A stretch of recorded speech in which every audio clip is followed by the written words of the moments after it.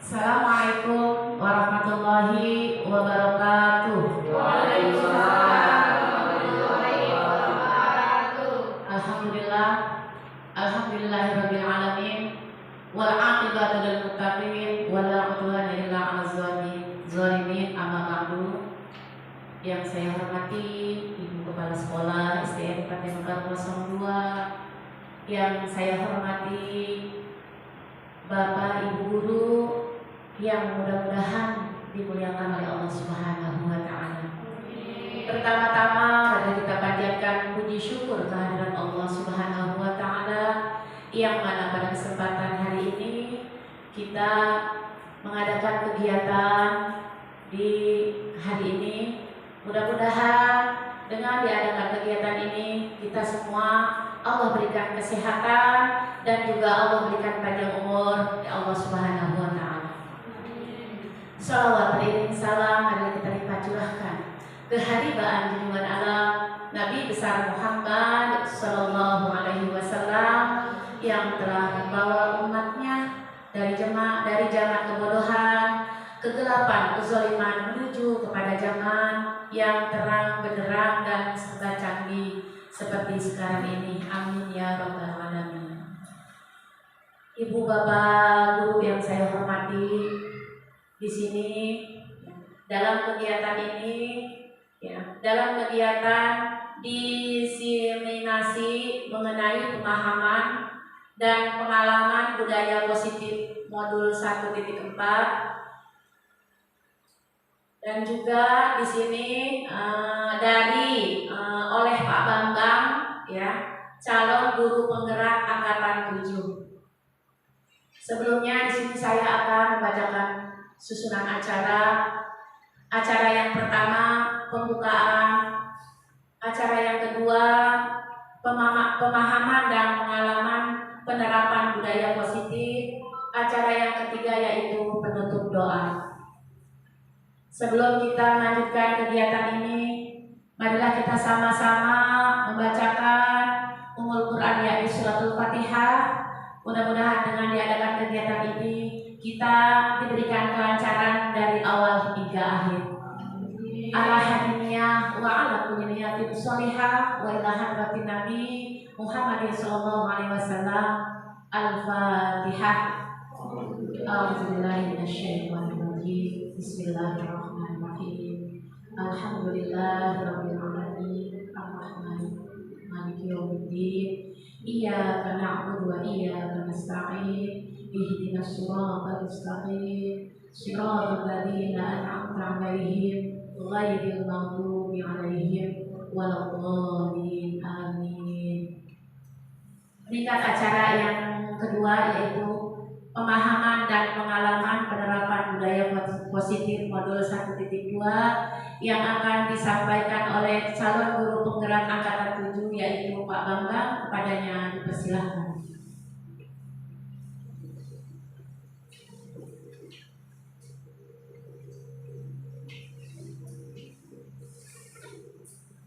Bismillahirrahmanirrahim. Assalamualaikum warahmatullahi wabarakatuh. Waalaikumsalam warahmatullahi wabarakatuh. Alhamdulillah, puja dan syukur kita panjatkan kepada Allah SWT yang telah memberikan nikmat kepada kita semua sehingga pada siang hari ini kita masih diberikan nikmat sehat badan, nikmat panjang umur, kita dapat melaksanakan kewajiban kita yaitu mengajar anak didik kita.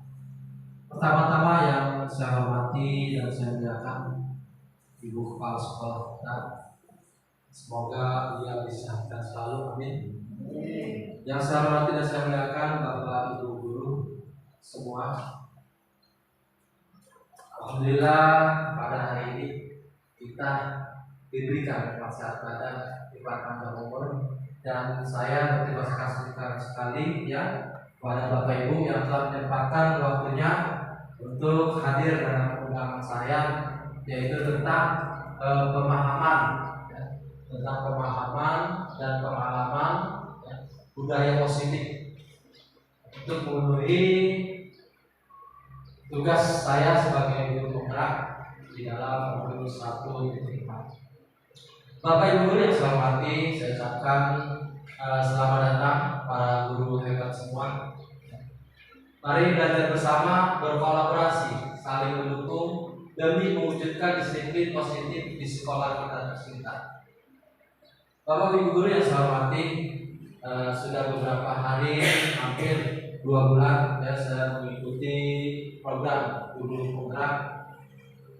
Hari ini saya mencoba ya memaparkan pengalaman yang saya dapat dari pengajar kami, ya, dari fasilitator kami, yaitu dari Ibu Siti Amanah dan pengajar praktek kami itu Bapak Kasim, ya, Bapak Wahyu dan Ibu Ade. Silakan dilanjut, Bu Rina. Next.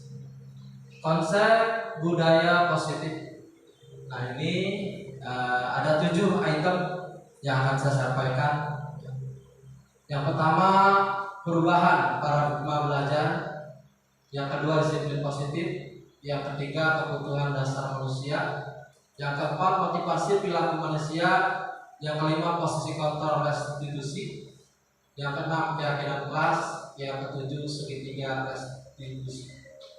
Next, Bu. Oke, yang pertama pembelajaran dengan paradigma baru. Pembelajaran dengan paradigma baru dirancang berdasarkan prinsip pembelajaran terdiferensiasi, sehingga setiap siswa belajar sesuai dengan kebutuhan dari tahapan perkembangan untuk mewujudkan profil pelajar Pancasila. Next, Bu. Yang kedua yaitu disiplin positif. Dalam budaya kita, makna budaya kata disiplin dimaknai menjadi sesuatu yang dilakukan seseorang pada orang lain untuk mendapatkan kepatuhan. Kita cenderung menghubungkan kata disiplin ketidaknyamanan. Next, Bu. Sebagai pendidik, tujuan kita adalah menciptakan anak-anak yang memiliki disiplin diri sehingga mereka bisa berperilaku dengan mengacu pada nilai-nilai kebajikan universal dan memiliki motivasi intrinsik bukan ekstrinsik. Ya. Maksud di sini adalah kita ingin ya anak itu berbuat dengan kesadarannya, bukan karena paksaan, ya. Ingin dia itu contoh membuang sampah, ya. Cukup kita sekali ya memberitahu, sekali kita mencontohkan, tetapi dengan kesadaran dia melakukan perbuatan tersebut. Next, Bu.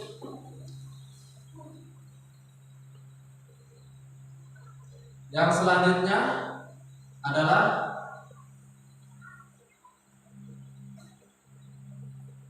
disiplin positif merupakan satu cara penerapan disiplin yang bertujuan untuk menumbuhkan kesadaran serta memberdayakan anak untuk melakukan sesuatu tanpa sogokan, ancaman maupun hukuman.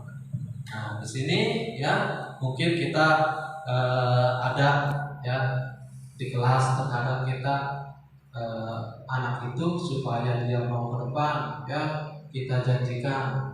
Ayo siapa yang mau ke depan nanti ibu kasih uang. Nah, terus juga ancaman, ya, terus maupun hukuman. Kalau yang nggak ke depan, saya hukum, beri, ya. Nah, di sini kita lihat nanti kita akan membahasnya, ya, apakah perbuatan itu benar atau tidak benar, ya. Nah, next, Bu.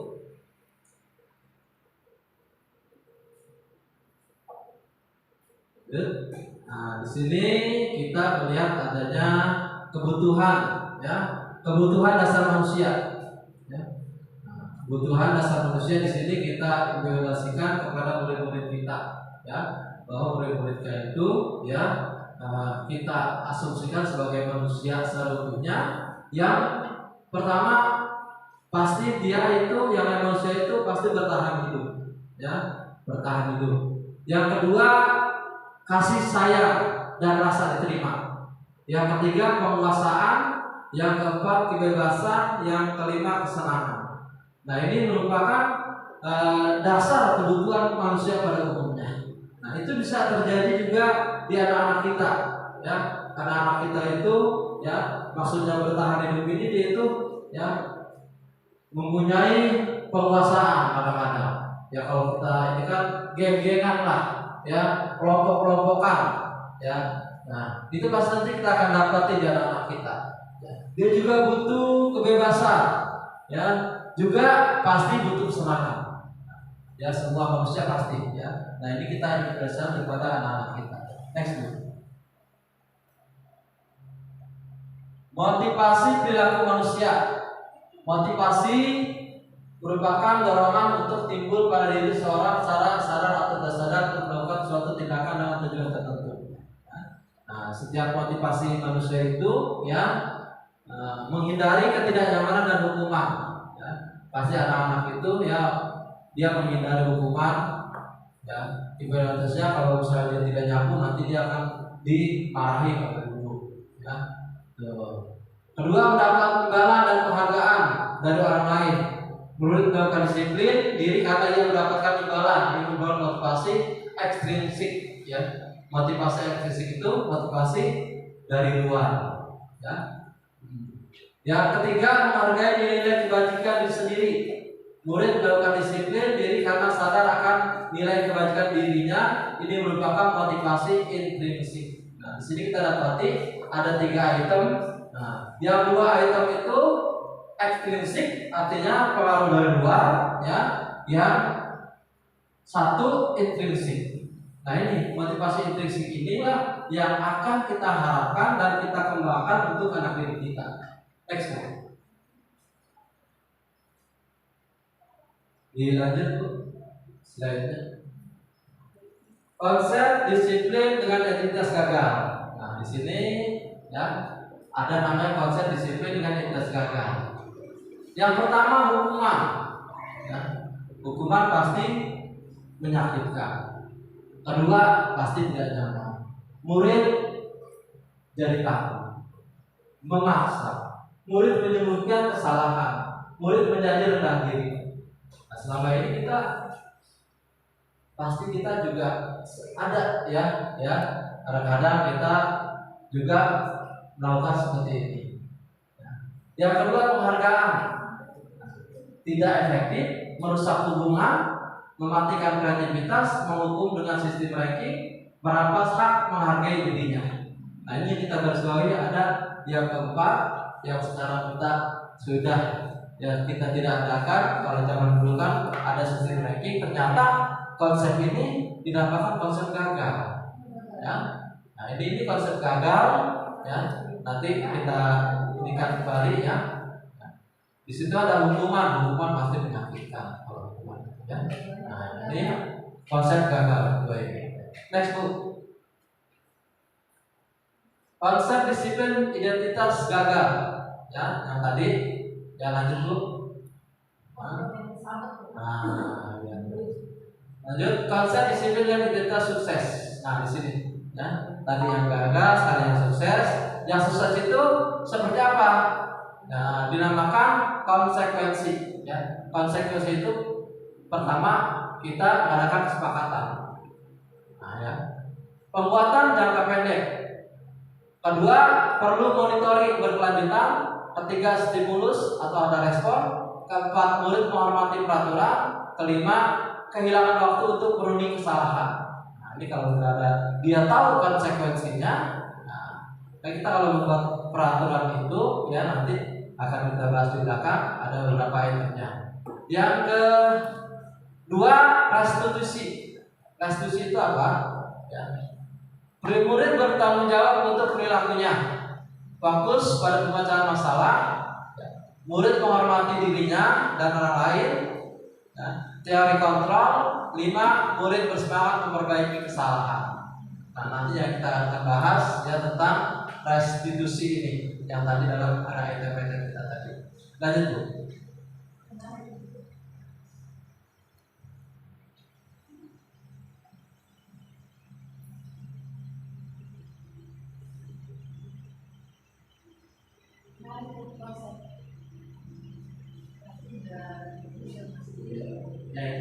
Oke. Nah, ini akan saya tampilkan ya tentang kegiatan restitusi beberapa waktu yang lalu ya. Kita mendapati ya murid kita yang terlambat. Nah, di sini cara penanganannya seperti ini yang saya coba lakukan yang sesuai dengan arahan yang kita dapatkan ya. Yang mungkin ibu-ibu juga pernah melakukan ya.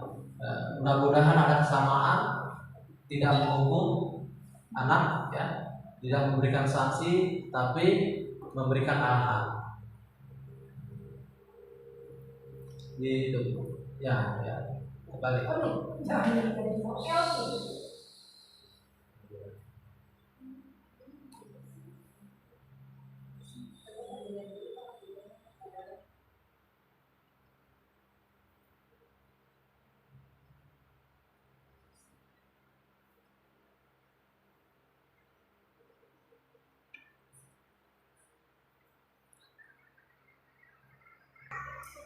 Baik, Bapak Ibu, baiklah kita lihat tentang segitiga restitusi ya.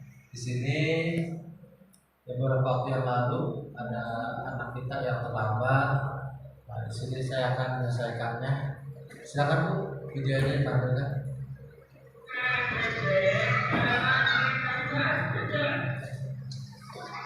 Satria terlambat dan masuk sekolah. Kebetulan di sini saya sebagai guru tiket mendapati Satria yang terlambat.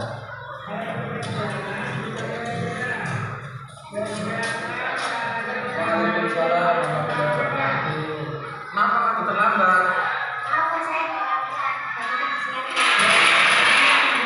Ya, silakan masuk.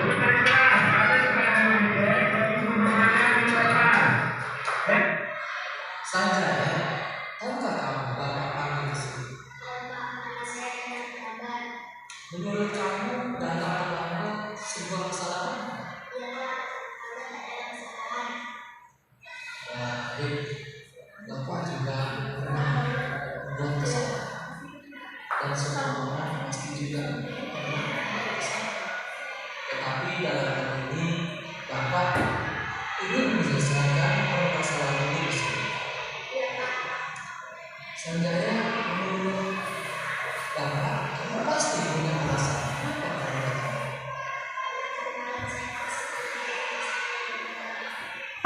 Orang tua kamu mana?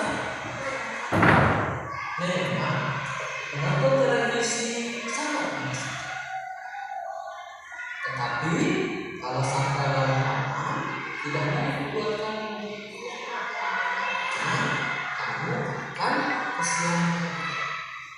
Sanjaya, masih ingat keyakinan kelas yang pernah kita sepakati di kelas ini? Coba sekarang.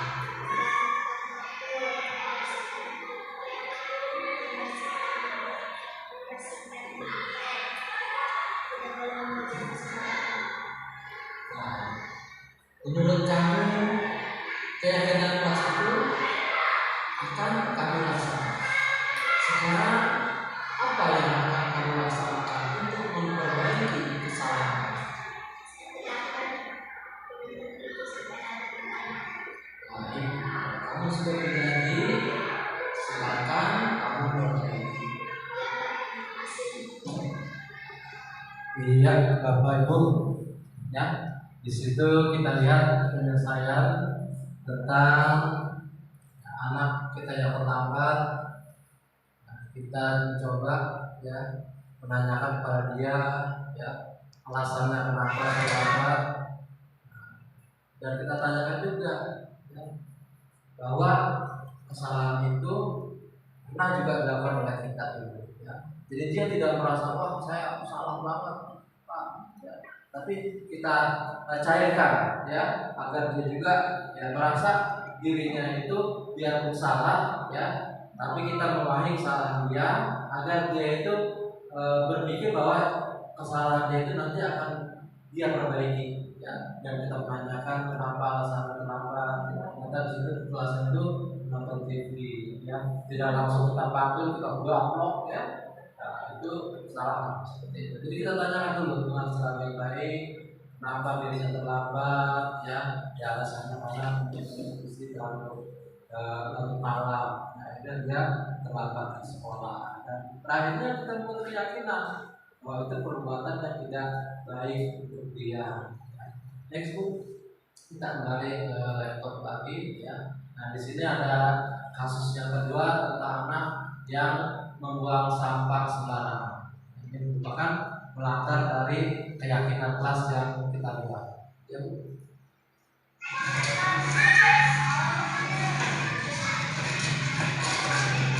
Bisa tahukah kamu kenapa Bapak ambil Di sini namakan menstabilkan identitas.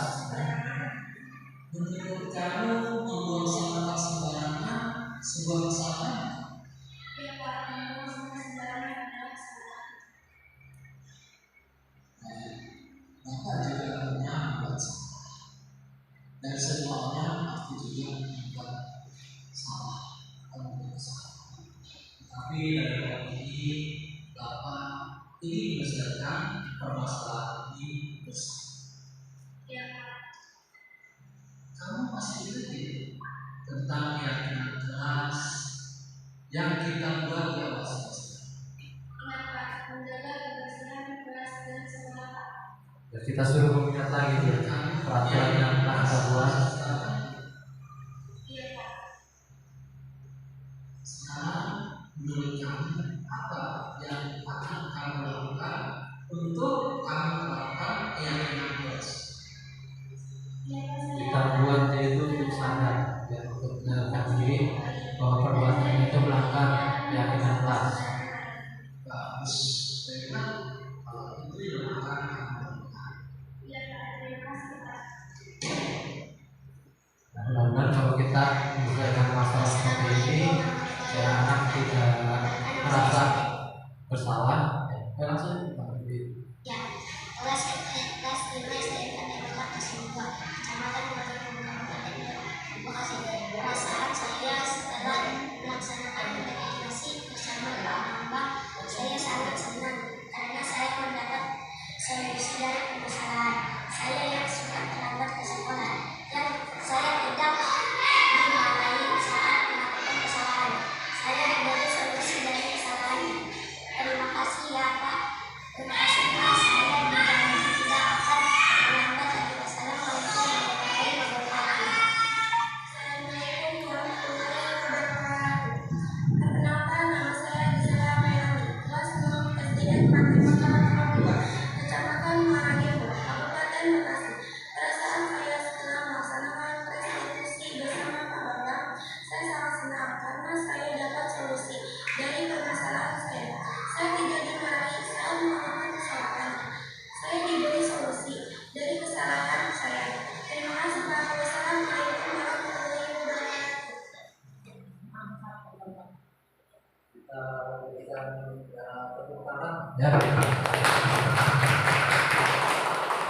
Ya, terima kasih. Dilanjut Bu, slide-nya. Konsep disiplin pendekatan restitusi ya, yang tadi kita lihat ya gambarnya ya. Pengertian dari restitusi itu adalah proses menciptakan kondisi murid untuk memperbaiki kesalahan mereka sehingga mereka bisa kembali pada kelompok mereka dengan karakter yang lebih kuat. Nah ini merupakan pendapat yang dari Mr. Gosen ya, di tahun 2004. Ciri-ciri restitusi: satu, bukan menebus kesalahan, namun belajar dari kesalahan. Dua, memperbaiki hubungan. Tiga, tawaran bukan paksaan. Tadi itu menurut kamu, segera menurut kamu perbuatan kamu itu melanggar keyakinan kelas tidak. Kita menawarkan dia. Dia itu menuntut untuk melihat ke dalam diri, ya, untuk ke dalam dirinya bahwa perbuatan itu salah. Mencari kebutuhan dasar yang mendasari tindakan. Keenam, fokus pada tindakan.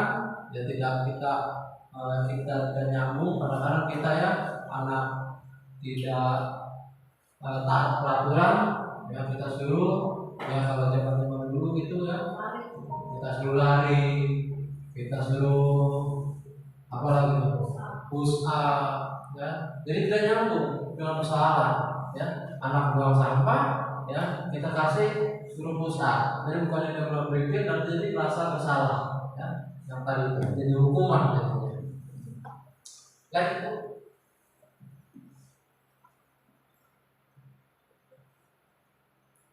Lanjut.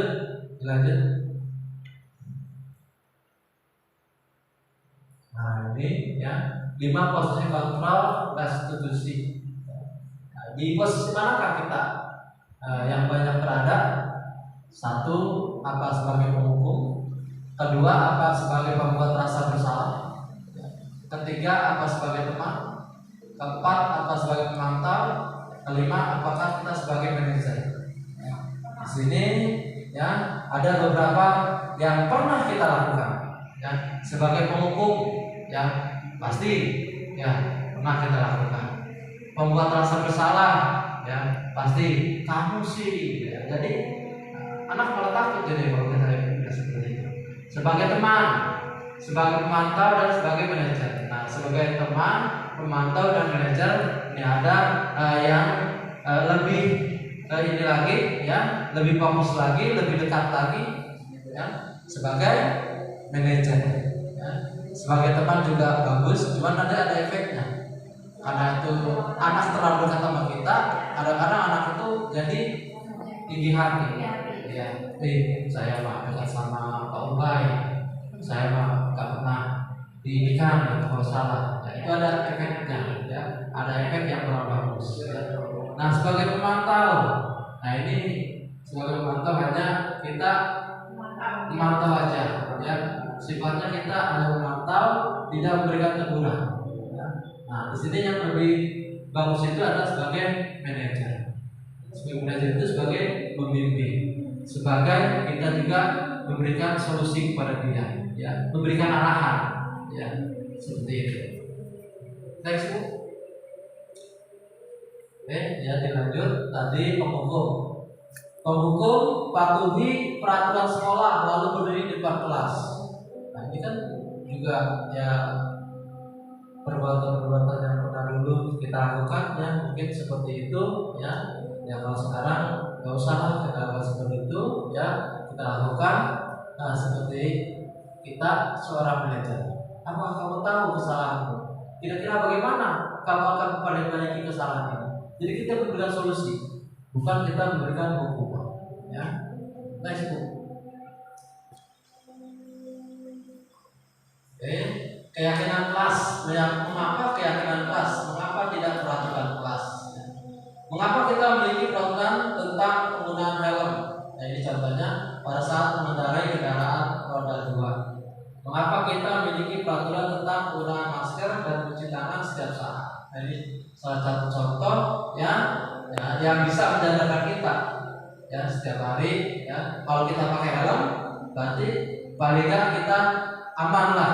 Apalagi kalau kita terjadi, mudah-mudahan tidak terjadi, ya. Kalau misalnya kita lagi ada kecelakaan, kalau kita pakai helm, paling nggak kita akan yang mitigasi keadaan, yang meringankan keadaan, ya.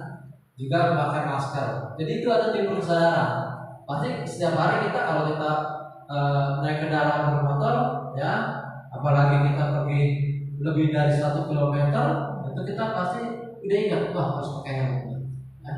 Juga masker kan menjadi kebiasaan, ya, karena kita sudah tahu apa manfaatnya kita memakai masker. Nah itu seperti itulah keyakinan kelas yang kita harapkan. Next. Nah ini membuat keyakinan kelas kita bersama, ya, jadi anak itu kita berikan kesempatan untuk menulis. Jauh ini saya contohkan dia menulis di papan tulis, ya, ada beberapa anak yang kita sudah depan, ya, untuk memberikan dari dia sendiri, yang kita hanya memilih jangan mengarahkan. Ayo kita sepakati, ya, dari kalian apa yang kalian inginkan, ya. Nah, next, Bu. Lanjut. Nah, kita arahkan, ya, keyakinan kelas itu. Ya, makanya di sini ada yang memberikan arahan misalnya tentang waktu, ya, menjaga kebersihan, menghargai guru dan teman, ya, saling menghormati sesama, saling membantu dan bekerja sama, gemar membaca dan menulis. Nah, kita akan bisa membantu apa? Ya, kalau misalnya temannya bacanya belum lancar, ya temannya itu harus kita saling membimbing. Jadi dia tidak terpaku dengan buku saja, ya. Pak, Pak, jangan seperti itu. Jadi biar ada kemandirian, ya. Temannya juga yang bisa membantu, ya. Teman yang bisa membantu yang tidak bisa. Nah, seperti itu. Jangan apa-apa, Pak, apa-apa, Pak. Nah, ya. Dan seperti itu, ya. Jadi kita arahkan, ya. Nah, ini merupakan contoh-contoh dari keyakinan kelas, ya, yang ini timbul dari anak-anak kita. Jadi kita arahkan. Jadi dia merasa bahwa itu memang dia yang membuat peraturan itu. Next, Bu. Nah, sifatnya, ya, sifat keyakinan kelas atau peraturan kelas itu sifat-sifatnya lebih abstrak dari peraturan, ya, berupa pernyataan universal, dibuat dalam bentuk positif, ya, sedikit saja agar mudah diingat, sesuai dengan kondisi kelas dan sekolah agar mudah diterapkan. Semua warga kelas sekolah dilakukan saat membuat. Semua anak-anak dilibatkan. Next, Bu. Nah, ini implementasinya yang tadi yang kita sudah lihat videonya. Nah, seperti ini, ya. Menstabilkan identitas, kualitas tidak akan masalah, menanyakan keyakinan. Ya, lanjut, Bu. Dalam proses disiplin, hendaknya guru memiliki standar kepribadian, profesional, dan sosial yang baik, di mana guru mampu berrefleksi pada posisi kontrolnya saat ini. Bagaimana perjalanan dirinya sebagai seorang AMO, ya, seorang posisi manajer yang menuntut murid-murid menjadi insan yang mandiri, merdeka, dan bertanggung jawab. Ya, ini merupakan standar nasional pendidikan kita. Diharapkan kita itu sebagai posisi manajer, ya, bukan sebagai posisi penghukum atau membuat masalah salah, ya, atau juga sebagai teman kita kurangi, ya, atau juga sebagai penonton yang cuek, ya, itu juga tidak bagus. Lanjut. Baik, mungkin itu yang dapat saya sampaikan, ya. Semoga sesi belajar kita hari ini bermanfaat sehingga kita dapat menunjukkan pelajar berprofil, ya, berprofil Pancasila, ya. Salam merdeka belajar. Terima kasih kepada Bapak Ibu, terutama kepada kepala sekolah yang telah menyempatkan waktu, ya, undangan saya untuk menghadiri kegiatan saya sebagai calon gubernur. Kurang dan lebihnya saya mohon maaf, dan terima kasih kepada rekan saya Bu Rina, Bu Saleha yang telah membantu saya. Saya ucapkan billahi taufiq wal hidayah. Wassalamualaikum warahmatullahi wabarakatuh. Waalaikumsalam warahmatullahi wabarakatuh.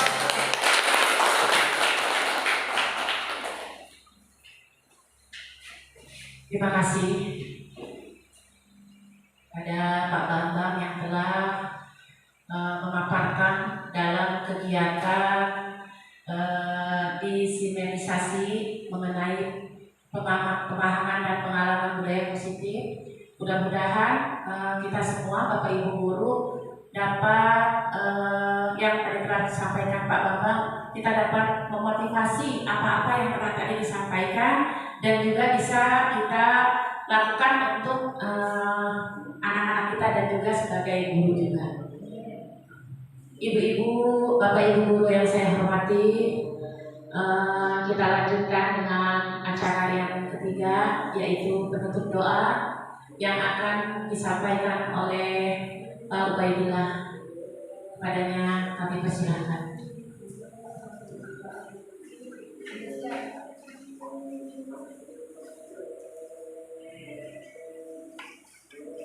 Terima kasih. Baiklah, Bapak Ibu guru semuanya, sebelum kita menuju ke tempat kita masing-masing, terlebih dahulu kita sama-sama panjatkan doa dengan harapan semoga kita diberikan kesehatan dan keselamatan oleh Allah Subhanahu wa Ta'ala.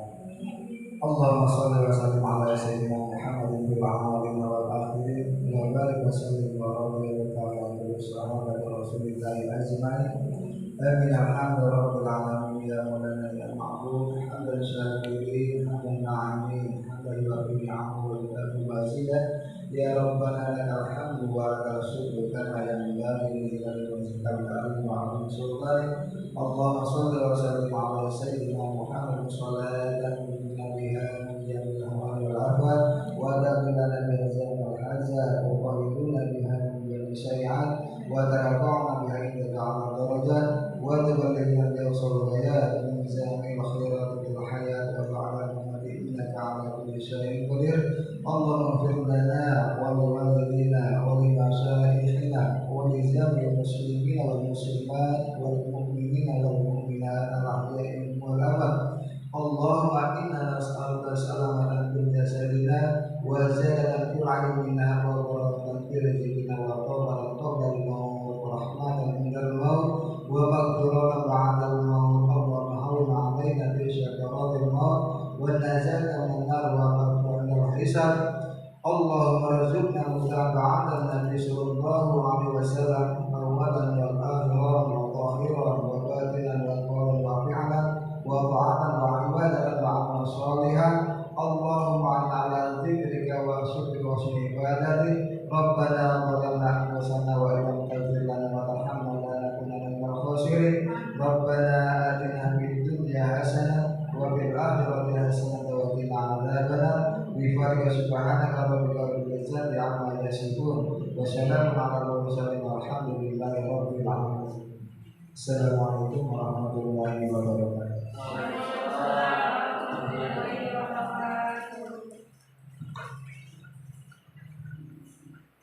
Terima kasih. Alhamdulillah selesai sudah acara kegiatan ini. Di sini saya sebagai pembawa acara mohon dibukakan pintu maaf yang seluas-luasnya. Apabila ada kata-kata yang kurang berusuk atau berbaik di hadapan ibu sekalian, saya mohon maaf. Saya akhiri wabillahi taufiq wal hidayah. Wassalamualaikum warahmatullahi wabarakatuh.